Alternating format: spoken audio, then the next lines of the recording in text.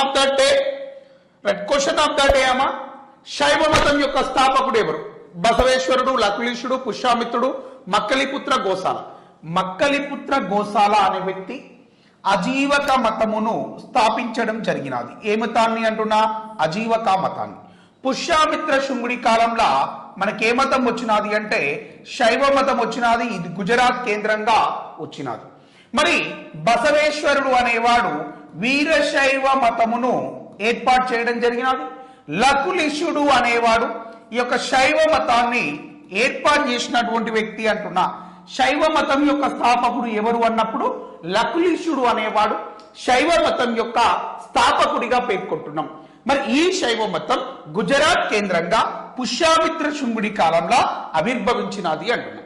ఇది దక్షిణ భారతదేశంలోకి ఎవరి కాలంలో వచ్చినది శైవ మతం అన్నప్పుడు శాతవాహన రాజు అయినటువంటి